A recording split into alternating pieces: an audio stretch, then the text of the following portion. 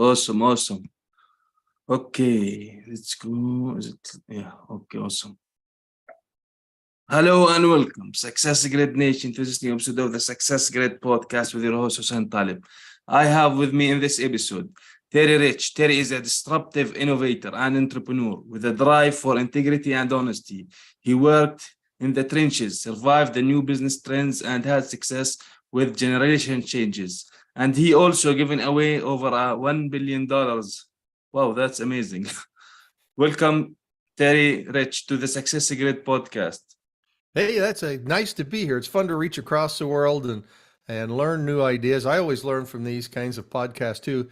And you never go wrong when you talk success and a guy with the last name Rich. Yeah, exactly. So it gives in the name. So awesome, Terry. So let's first begin that about your story because, like, from this a little bit of introduction that you gave away like $1 billion. That's I want to know more about that and how did you do Okay, that? Because that's a lot of money actually, and good thing to do. But tell us first a little bit about you and your story. What do you do? sure. How do you do it? Okay, well, I started out as a farm kid. Not much money, but I never realized that we didn't have much money because we had such a fun family. My parents were very encouraging, and as leaders, if you're starting a new business or looking for new things, I think the encouragement and telling people to try new things and not be afraid of failure is a big deal. And my mom and dad were very much like that. So I tried a lot of crazy things as I was growing up. Ultimately, went to college, and I started as a math major. But I realized proving one was not equal to zero wasn't the most fun thing to do. So I had a guy say, "Hey, go over here and try radio and television. You can talk and make a living." I thought, well, that sounds like a lot more fun.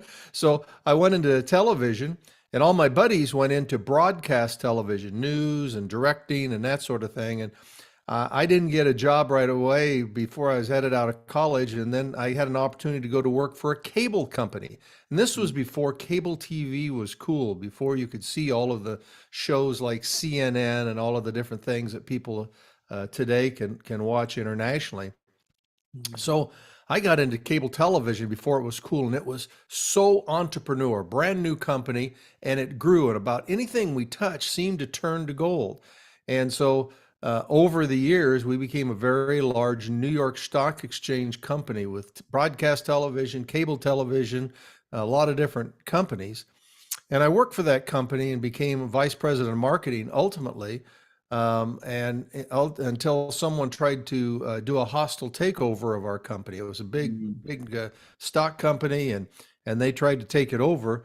And ultimately, we did what's called the leverage buyout and cashed out. So at age 40, I had to figure out something new because most of the time, many of us go to work. Our parents say, go to work for someone. And when you do that, work hard, do well. And when in the United States, when you turn 62, you can get something called Social Security and you can live on the government and you'll be happy. Well, I realized at age 40, I had everything I wanted, but happiness didn't happen when I made that money. Happiness happened on the way to success. So I wanted to get that feeling of being an entrepreneur and starting companies again. So I started my own company, and it was doing television production for the HBOs of the world and ESPNs and CNNs. And we did live broadcast asking people to buy those products and selling products. And it went really well. So I spent 10 years with my own company, started a lot of different other companies, including one called Soccer Slam, which was full contact indoor soccer. In the United States, soccer wasn't very popular. Mm. So we started a show that was full rock'em sock'em. If you've ever seen WWE wrestling, it's kind of like Yeah, that, where we had everybody saw fights. that, And especially when we were kids. Yeah. so it's something that completely made soccer completely different, but a lot of action. Scoring was 53-52 in the end, all those sort of things. So long story short, I turned 50, and we call it in the United States midlife crisis. I decided I needed to get off the road. I was making great money doing all these live TV shows, but I wanted to be with my family. I want to do something to give back. And so I got a call from an elected official who said they're going to close the zoo. Would you be interested in running the zoo? Wait a Okay. minute. I grew up on a farm. I've never run a zoo, but giraffes can't be that much different than cows. So I ran a zoo for 4 or 5 years. It was going under. They were losing a lot of money, and we brainstormed and entrepreneurially came up with ideas and ways to change the whole environment to then started making money and also making it the second largest cultural attraction in our area. So that was really fun until I got the call to say, hey, the lottery director just retired. Would you be interested in running the lottery? Now, it's a Mm, long answer to get to your question of how did you give away $1 billion, but I gave away over $1 billion US dollars in my 10-year tenure at the lottery. Now, you can probably tell that I like marketing and promotion and starting new companies, but during mm, that time, as an old guy, I learned something brand new, and that was integrity and ethics, because we had a person, an employee of a vendor that created the largest lottery fraud in US history. And during that time, I'd lead the team to uh, investigate, solve, took about 3 years to crack the largest fraud in US history with two hot dogs and Bigfoot, along with that lotto ticket. So it was a crazy story. I got to give away a lot of money. And then ultimately, after we got the guy in prison, I decided to retire. Now I'm on the road all over the world talking about new business, entrepreneurship, ethics, and integrity. So that's my background. Pretty mm. crazy. 4 distinct, Yeah. complete careers, all on my own terms. And I've just had a great time in life. I have my family. I can enjoy my grandkids. And it's been a pretty darn good life. Awesome. So you are an innovator. From it's is it something that every human of us has it in him, or is it something that you develop and, for example, learn to be an innovator? Because to me, I believe that Peter Drucker said that business is about innovation and marketing. So these two things are the important things for a business to succeed, right? Absolutely. Well, there are certain points in your life, I think, that you want a couple of things. One, everybody likes fame and fortune, but you also like independence. And what I found with innovation and entrepreneurship is you get a sense of independence that is something. And once you get a success in entrepreneurship, it's kind of like I don't know, drugs or something. I mean, it gets in your system. You want to do it over and over again. So what my suggestion is, there are a couple things. People ask me now at my old age, what would you do and tell people who are just getting started to become successful? And I think there are two basics. One is you raise your hand anytime someone says, hey, the bathroom needs to be clean. When you're working for someone, the bathroom needs to be clean, you go clean it when no one else wants to, because you'll be noticed and you'll be promoted Mm, and you'll be learning new things. The other is try to figure out at some point in your life how to relax in this crazy world that we're always trying to get ahead. And when you're in your own business, every day you think is your last in getting business. So you're always working hard. And I never really, I haven't found that yet. I'm always looking for the next big venture and what can I do? And I'm always trying to learn and ask people, how do you relax when it's all said and done? So those two are important things.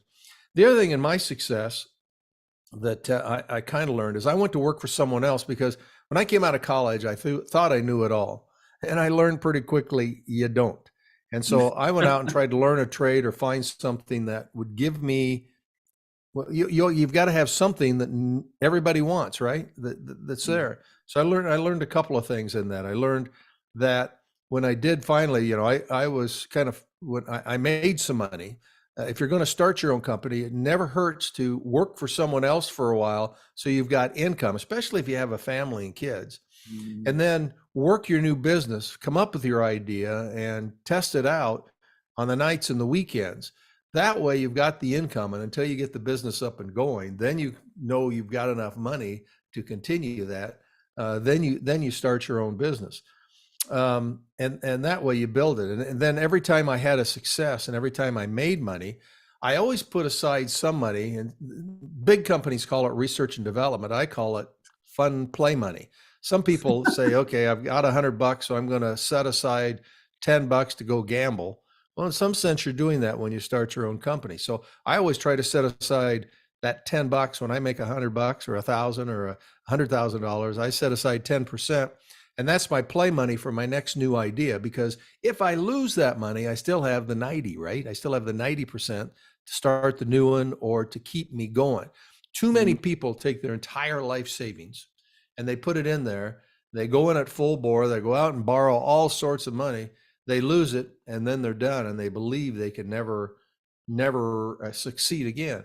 But the key point in all this is I learned is failure is just the first step to success. Think about this. If you have a kid or you have a grandkid or you got a brother or sister and they're like almost one and a half, my grandkids came over and they pulled themselves up on the couch. And what do? They take their first step. What happens? They fail. They fall right on their face. Boom. But they do something that most of us don't do when we're trying something new. And that is they don't know any different. They pull themselves back up and take 2 steps or 3 steps or 4 steps until ultimately they're running all over the place. And so failure is just you got to learn how to adjust and try that. If you really believe in your idea, to try it again. You think about when we sent 3 men to the moon. And if you're ever been in a corporation or a company where you have project managers are notorious to say, okay, we've laid this out. This is when we start. This is the date we're going to do this. This is the date we're going to do this. Well, when they sent 3 men to the moon, can you imagine if they'd have said 10, 9, 8, 7, 6, 5, 4, 3, 2, 1, blast off. Okay, we've got the plan done. We'll see you in 2 weeks. We're over. But if you look it up, they failed over 90% of the time. They were course correcting over 90% of the time when they went that. They failed, they recorrected and did it again. Say that again. I didn't hear you saying. It's not easy with these things. Like, for example, I have seen I think, for example, NASA is working now with going to the moon again, I think. So that's another story. They are doing a lot of tests. It's a completely different, because atmospheres and these kind of things, you need to study everything as much as you can, multiple things. Actually, I was excited to see the launch of the James Webb Space Telescope. So that was cool. Yes. And the images is cool. Yeah. So these things takes time. Great things take time. There is nothing comes overnight, right? So yeah. That's right. And Exactly. in entrepreneurship, you're trying to find that one thing. Like, no one had gone to the moon. How could anybody think about that? And before we end today, I've got $2 million ideas for you. Don't let me forget to do that someone can steal from me that I haven't done yet that I still want to do. So failure is the first step to success. And as you do that, the other thing is I learned is kind of a 2-step process to brainstorming. If you drink wine, and I'm not a big wine drinker, but I went out to wine country, and I always thought that the winemakers had a vineyard behind them and they just picked those wines and that's how they won their award-winning wine. But what I learned was instead the people who make wine get a bushel basket and they go to all the different places that grow wines and they pick grapes, because every year, depending on the weather, the temperature, the soil conditions, different grapes create different tastes, right?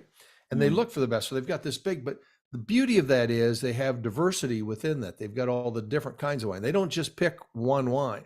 And that's what brainstorming is all about, a 2-step process. The first step is daring to dream. So I tell people, get together with your friends, your buddies, but you want a diverse group. If everybody around you, usually less than 8 people when you're brainstorming, and you don't want everybody to look like you, or you're going to get the same ideas. And in today's world, there's such a diversity, and you can market to the entire world. You want to hear all sorts of ideas. So what you're trying to do is fill that bushel basket with 100 quick ideas. Every size, shape, form, and every idea is a good idea. And you've got to remember during this process to get rid of the no-mans. Now, the no-mans, when you're in a company, are the people who are the accountants and the lawyers who always say, no, man, we've tried that. You're going to get sued. It costs too much. Doesn't matter. We just want to get all the ideas we can together. And then you take those ideas, you put them aside, make sure you write them all down to see them, because you want to keep revisiting them over and over the coming months. And as a group, you prioritize. So everybody during the second step, which is daring to act, by saying, what's the best one of these 100 ideas? We're going to take that to the top, and that's what we're going to develop, because then your team together will be behind you and they'll come up and make it work, because it's a way to process and prioritize those ideas to take Yeah. the next step. So Yes. that's a two-step process. I always encourage everyone to dare to dream So and then dare to act. So in these things now, in this environment now, with a lot of things, I believe easier access to things with the internet and the technology evolving so fast. Like a lot of businesses or startups can come up every day, a lot of them. But do you think that the competition or these kind of things that are similar to certain businesses, a lot of businesses now do a lot of things that are similar to each other. They are basically copying each other. Do you think that these kind of things, do you think really there is some kind of brainstorming and working on ideas behind that, or do they see, like, for example, this company that did this and it succeeded, so we are going to do the same thing? Do you think this is a good healthy business, or like it's not something that should be done and you have to have your own ideas, create your own thing, and start from scratch, I guess? Or should Mm. not every business, let's say, create the wheel again? Well, my old professor got me started on creativity, and it started when I told him. I said, they started making these pop cans. It used to be the old days. You had a pop can that you actually pulled the top off, and then you threw it away. And then they changed it so you just kind of can open it up. And when I flew, I noticed that flight attendants were breaking their fingernails. Like, gosh, we had to invent some little plastic thing to open that up. That'd sell like hotcakes. So I told him, and so we developed one, and then we realized someone else had developed it, and I was depressed. It's back to your point of do you do something other people have done, and he said, hey, in creativity, you just want to be excited. If someone else already has the idea, you had a great idea. You want to look for the next one. So even in this conversation, we're bouncing all over the place. That's where my mind goes. If you just want to think of one idea. So let me give you an example. Let's assume you like banana ice cream. And so you're going to start a banana ice cream store as an entrepreneur. So you do your research, as most people would do, and you realize 100 people in your market, if I could get that, I can make some decent money, and that's cool. So you open your banana ice cream store, you do all your things, and you work on it, you market it, you get social media going, and you get 80, 90, and you get up to 100. Well, what happens? And this is the true entrepreneurial curve you'll see in every business class. Innovation goes like that, and then all of a sudden it will level off. And until you innovate again, it'll go up. And the reason is because with that banana ice cream store, some point people are going to move away, people are going to die. Now you're down to 96, 95, 94, and you're thinking, what do I do? I've sold all the banana ice cream to everybody I thought I could. You need to innovate and add pistachio or add vanilla or add something else. So daily, I'm always trying to think, how can I do something better? When I drive to the store, and it takes me a minute and 15 seconds, I'm thinking, gosh, could I do that in a minute 10? Or as I look around, I'm always trying to think of something new. So companies need to continue to change. And this is where companies fail. If you think, hey, and you'll get this from accountants, you'll get this from your employees often as you start up your company. Hey, it's been working. Why do we need to change anything? Well, whoever thought that taxi drivers would ever go away until Uber came along? That seemed like a deal that would go on forever. In my business, it was broadcast television. Nobody thought they would pay $4 more a month for cable television, and we're all paying $100 in US, $100, $150 a month now. So you've got to continue to innovate, even though you have the best product. So back to your question, do you focus on one thing, or do you try to come up with something brand new? There's always a better way to we call it skin the cat. You got to find a way to do something different in ways that other people will want it. So you want your employees always innovating. Now, back to my question of the nomads. If you're an entrepreneur, the other thing that I found, it's important to have people around you with skills and ideas that you don't have. You want to have a great lawyer, a great accountant, a good salesperson. Most innovators and entrepreneurs are not really good business managers either. So you surround yourself with people, and initially when you start a company, because it usually is a one-person shop when you start, or maybe a 2 or 3 person shop, you try to look for advisors, people who will join you and try to help them share with them the profits once you get to the point of profitability. So you have an accountant and an advisory board, if you will, advisory council, who will help you, give you the ideas and keep you out of trouble. When I started my own company, and I had huge success right out of the chute, and I did that, and I decided to that I wanted to do a TV show, and I hadn't sold the advertising, and then I just went ahead and said I'm going to do it, and it cost me 25,000, thinking I could sell it immediately. I didn't get it sold, and I realized without having a boss, a little devil on my shoulder, sometimes it's a spouse, to say, "Hey, have you thought about this or thought about that?" I was just going full bore because I felt like an entrepreneur. Everything I touched turned to gold before. Why wouldn't this too? It's sometimes good to have that accountant advisor and legal advisor just say, "Hey, have you thought about?" And that usually helps entrepreneurs in giving the checks and balances. But often we'll find a way if they say, "Hey, that won't work because of this. You didn't sell enough advertising." Okay, I'm going to go find the right person to sell my advertising for me then.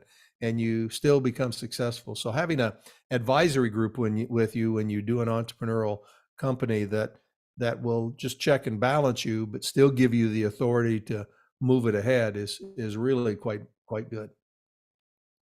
Oh, I've got one more thought. In your company, we talked about brainstorming. I don't want to forget about this because this is kind of my trademark. I also do something called consider or throw away, COT. Let me tell you what that is. When you're working with people, and it's so easy, we talked about brainstorming, to have no-mans, of people to say, no, man, that doesn't work. We tried to, when I started with the lottery, that was a government agency, and often government agencies believe that, I always talk about, it's better to have tried and failed than to succeed at doing nothing. Well, government agencies, sometimes people try to succeed at doing nothing. Just keep your head low. Let me get my check and let me get out of here. So I started with it, and I'd go in and say, "Hey, how about this? How about this? Here's an idea, whatever." And you just saw everybody all of a sudden tense up because they were scared of all these crazy ideas. And so I got together and they said, "We just can't do all this." And I said, "Why is that?" And they said, "Well, you said, how about painting the wall red? And we've got all these other projects you want us to do." And I said, no. I'm trying to give ideas. I'm trying to get as many ideas, diverse ideas in that bushel basket as we can. They said, "We just can't handle it all." And I realized you need a way when you're talking to people and brainstorming to give an idea with no judgment. Just, it's an idea, and every idea is a good idea. But to understand that when a king in a country says "oh poop" and everybody runs to the bathroom, that you don't really mean no. Because I said something doesn't mean you have to do it. So we came up with a device to say, when I send you an email or we're talking face to face, if I, as the boss, say "action required," that means, yes, I want it done. And I realize I only do that 1 or 2% of all the ideas I have. I want you to do this. It's a job changing deal if you don't. The second thing we put in is "for your information" on it. I put that a lot. Yeah, FYI, which means you need to find this out or know this a little bit. So, read it over when you get a chance. But the one I used a lot was something called COT, which means consider or throw away. And now there are rules when you put that on there. Consider or throw away means when I send you an idea, I'm just sending it to you. If you're busy, you can hit delete. It doesn't matter. I just need to get it off my chest. And the whole concept is I don't want any reaction. I don't want you to mail me back, "Oh, that's a good idea," or "Hey, how have you thought about this?" I just want to give you the idea. And we started, that's kind of creating that innovative environment of getting people to react. And all of a sudden I started getting ideas back from them with COT. And as the boss, that was really nice because I don't want to make anybody mad as an employee that I don't like their idea. They knew that I'd read it and that I consider it. And the ideas become much more creative by doing that. In fact, so much so that they gave it to their employees. So the receptionist in the front, who knew there was a chair when people came in that was about to break, that was stained, needed to be replaced, was afraid to send that idea. So what do most companies do? They have a suggestion box. And so if that employee, that receptionist, would write that down, put it in the suggestion box, we may have opened that suggestion box once a week, once a month, and taken it in. Someone did, and then they'd do it around. Well, during that time, that receptionist is down in the break room saying, "I gave an idea and they didn't listen to me at all." Well, now with COT, they could send the idea through the email and know that it wouldn't affect their job, that they had a crazy idea, that they could send it, and they knew the boss would probably read it. They knew they would not get a response back because that's part of what it is, just we're exchanging ideas. And all of a sudden we found we got all these crazy ideas that were fun. let me take that even, people say, okay, that works in a big company. How about a little nonprofit or a small organization? When I ran the zoo, I said, we need something to get more people through the door, And everybody kind of brainstormed. I said, well, they said, we need a new exhibit. We need a new tiger exhibit. And I said, well, how much is that? And they had $2 million to build. I said, well, we don't have $2 million to build it. What do we have around here that we could create that we could make? So we started thinking about, what do we have a lot of at a zoo that's free? Poop. So, okay, let's do a scoop on poop exhibit, the scoop on poop. So when kids come in, they can see what tiger poop looks like, what giraffe poop, and all these kids were giggling. All of a sudden, the word got out that you could come in and see what different kinds of animal poop at a zoo looks like. And we started getting thousands of people through the door with their kids to giggle and talk about different things with that. Then we realized that we had what's called white-tailed deer in our area, and white-tailed deer eat all of the flowers during the spring, and people get mad. And we realized that tiger poop has a natural smell of predator versus deer, which is prey. And if you took that tiger poop and put it around the flowers, that You won't touch it, yeah. deers won't touch it. So we started selling tiger poop for $20 a bucket, and we sold $25,000 just in tiger poop that summer. And we got rid of the poop. We didn't have to put it anywhere else. So That's those are the business crazy idea. ideas that you don't have, but allowed back to getting ideas and creating ideas, and individuals being able to send something to So consider or throw away. speaking of ideas and generating and being creative, like how do we put ourselves in that really place? Because a lot of us sometimes think that I don't have any ideas. There are some things blocking me thinking to be creative, or maybe life situations come in the way, negative people come in the way, saying that this is not good, this is not a good idea. So how do you prevent blocking creativity? First and foremost, remember step one, divide your coming up with ideas in 2 steps. And in that first step, on your computer, just start writing ideas and put a date down, and then just try to do 20 ideas just creatively. Okay, so I'm just looking at you. Take your shirt. What could we do to sell t-shirts that are different and things that now I haven't thought at all about this, but I'm just looking at your shirt and think, could we do automatic underarm deodorant pads? Could we make them spotted leopards and sell them at zoos? Could we, you come up with, just keep going and going and going without anybody, you don't want, when people are around and you're creating ideas, you don't want them going the nonverbal or whatever, even the yes, you're trying to encourage, great idea. And how about if we put stripes on them for zebra ones? And you just keep going. But the key is writing them all down. So when you're done, you look back, and as a group, you think, or even individually, you think, whoa, there's one I kind of like, and you pull that out. But then you put that piece of paper or your file aside, your Excel file aside, and once a month, you just go back and read everything again. And you'll be amazed that a month from now, maybe the hottest trend is World Cup. So you find a t-shirt that is something that soccer players would want to wear under their jerseys, that have some sort of whatever, coolness, warmness. What types of things are they looking for in a t-shirt that make it work? And now you've created something that has a demand that is unique and is marketable as you take a look at it. So that's my theory is when you are down and you think no one likes your idea, who cares?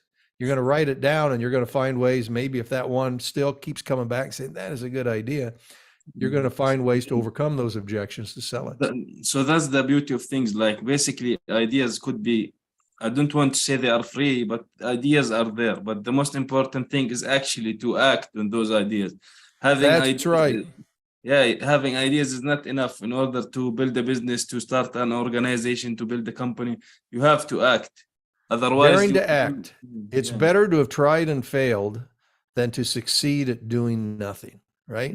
If you never try it, how are you ever going to, they always say, if you never get up to bat, Babe Ruth would never have, if you didn't swing, if you don't swing, you're never going to hit the home run record, Yeah, exactly. This is how, like I mentioned, the World Cup, for example. Now it's a competition, so each team worked for years in training. They play with their clubs for that, and now it's time for them to achieve, I think, the highest achievement in global football. So yeah. And success comes in steps. I mean, little victories make a big difference. Now, I'm also a little superstitious. Even though I got in the lottery, I know it's all odds. When I played the lottery before, and even now that I'm not working for the lottery, I play it once in a while. I'm a little superstitious because it's a state of mind is success also. When I started my own company, the very first project I sold just landed was a gold mine. Great big client that just out of the blue called right after I started the company because I had a unique product that they wanted, they had heard about. And that morning when I went in to pitch that event, I got there a little early and I was hungry and I had time. So I went to McDonald's and I had a hash brown, a cinnamon roll, and a medium Diet Coke. And I sold it. And that was a big deal. So every time I had a big client or a pitch I went to McDonald's before that pitch and had that lucky breakfast. Now, the lucky breakfast. Why McDonald's? Why not somewhere else? I don't know. It was just that morning. That was the closest thing. I was hungry and I grabbed it. It was just something I had. But there are certain clothes I wear when I really want to feel like I'm going to have a good day or certain breakfast. And it isn't, like I'm obsessed with doing that, but if it's a big project, I'll try to do that lucky breakfast. And it isn't that lucky breakfast gets me the success. It's that it puts me in the state of mind that kind of blocks all those negative thoughts. And I know I had success before, so I'm going to go have it again, but basically, and it's pretty crazy. It seems to really, really work. And, we talked about failure, the first step to success. Remember the show Soccer Slam I mentioned? You heard about the soccer and full contact indoor. When we did it in 1999, we got on Fox Sports World and Galavision and had international audience, and the college kids loved it. The soccer players hated it because they didn't think it was real soccer and all that sort of thing. I got busy with another project where I was making more money, so I moved on and forgot about it. And a year and a half ago, 20 years after we produced that show, I got a call from a writer who said, "Hey, I saw this crazy show. We want to do a story on it." And they did a feature international story on Soccer Slam. Well, that's fun. And they talked to the players and wasn't this crazy and all that sort of thing. But a television producer called and they just picked it up and they're doing the making of Soccer Slam and they sold it to a major streaming service and it's going to be on here in a month. And all of a sudden I'm making money again on this crazy idea that initially seemed to be a failure. It was fun to do, but didn't make a lot of money, that now is all of a sudden taking off again. So that's why you want to have a lot of those grapes in the basket, diversity. You're trying different things so that if you're doing, in the old days, you came up with the idea to make a CD and you thought it was great. You got to have 2 or 3 ideas in the hopper there because CDs aren't going to be around down the road. It's going to be streaming music. CDs, for example, are out there. Nobody, from my side and everybody I know around me, CDs are not in use anymore. You use Not hard anymore. drives, you use cloud drives. So like That's right.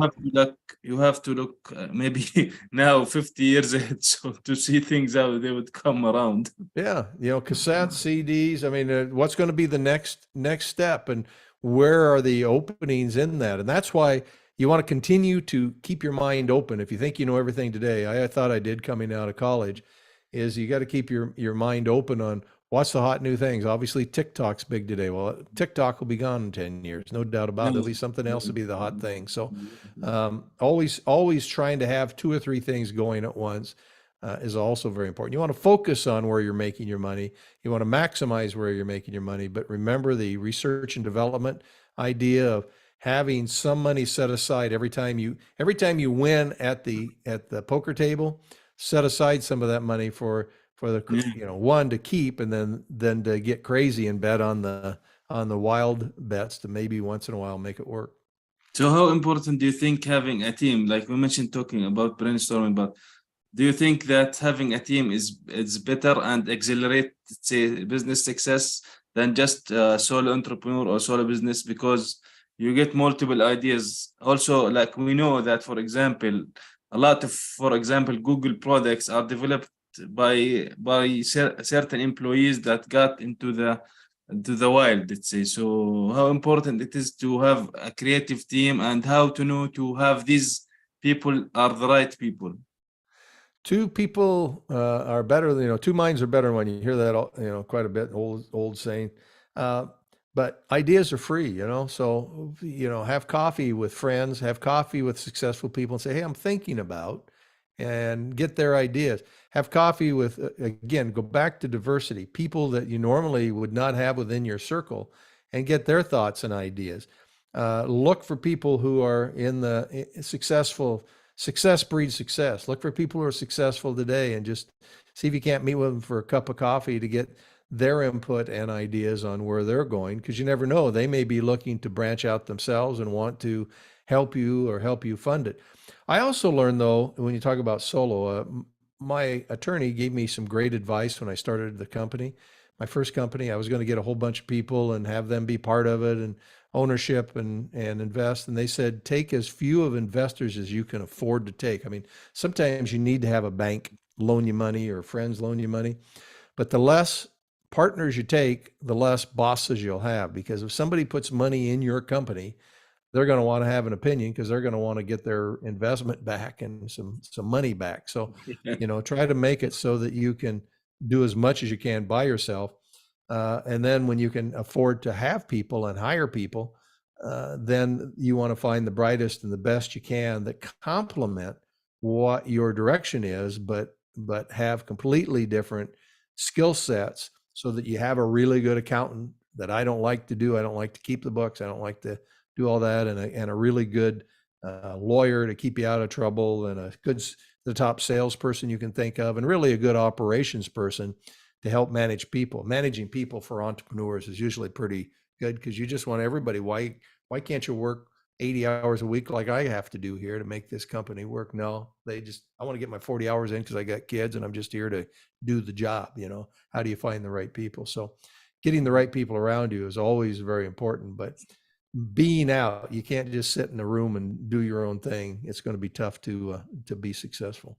Yeah, so we all know that, like I mentioned earlier, change is something that is inevitable. Change is coming.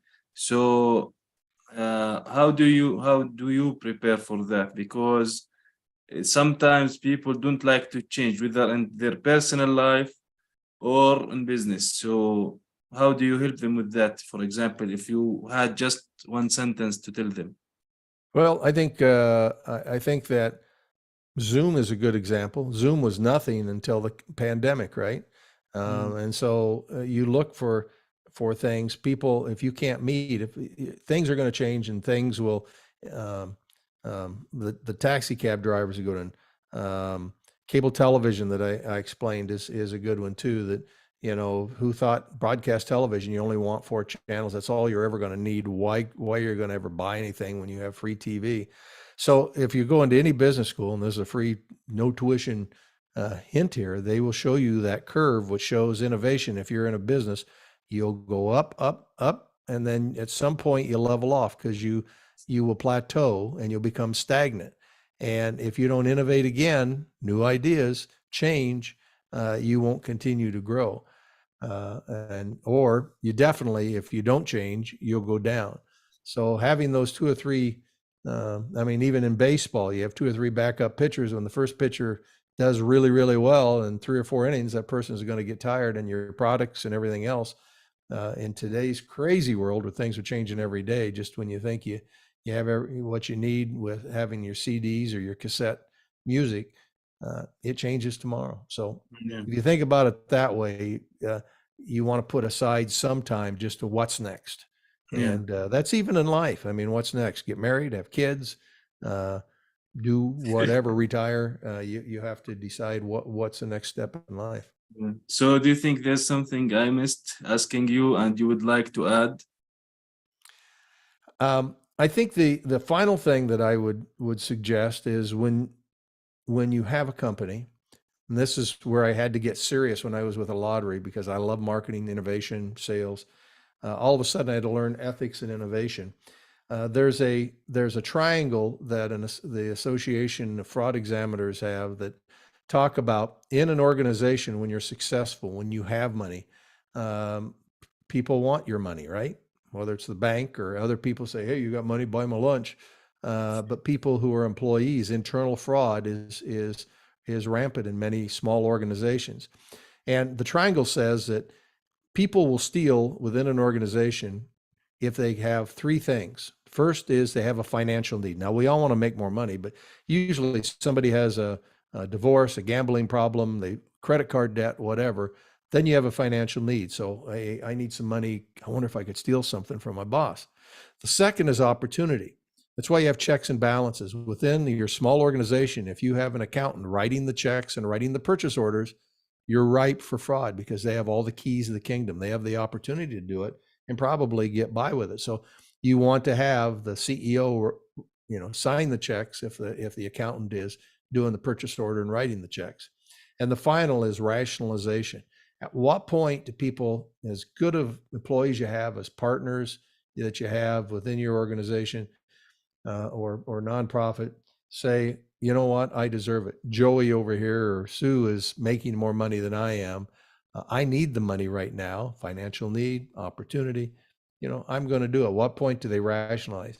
So you want to be aware, and you have to think about the checks and balances within your organization. It's as basic as just having a policy. I hate policies. I hate writing up policies and procedures, but a policy which basically says when you sign and you come to work here, if you steal, you may be prosecuted and you may be fired, so that they understand the rules, which takes away the rationalizations, one of the three things that might make them steal from you. So, having some controls within your organization is important. And that's why having the expertise of another person, whether advisory or paid, is something that as an entrepreneur, you'll want to watch, because you don't want anybody else taking your money, because doggone it, you made it. Yeah. So Terry, where can people get in touch with you if they want to learn more about you and see what you do? Sure. It's pretty easy. My website is terryspeaks.com, Terry speaks as in talks.com. And you see the innovation and the fraud. And I go all over the world doing this. I love doing it. I love meeting new people like you, Hussein. It's just fun to think of the technology that we can do, back to Zoom, that we're here. And it feels like we have new friends, and I'd love to come over and say hello at some point. Yeah. But in all, we're in the world together and we have so many common things. This has been a pleasure. Awesome. Well, thank you for being here today with me on this episode of the Success Grid, and for your awesome, amazing information that you provided. They are actually very future changing, I believe. Awesome. Thank you. Thank you.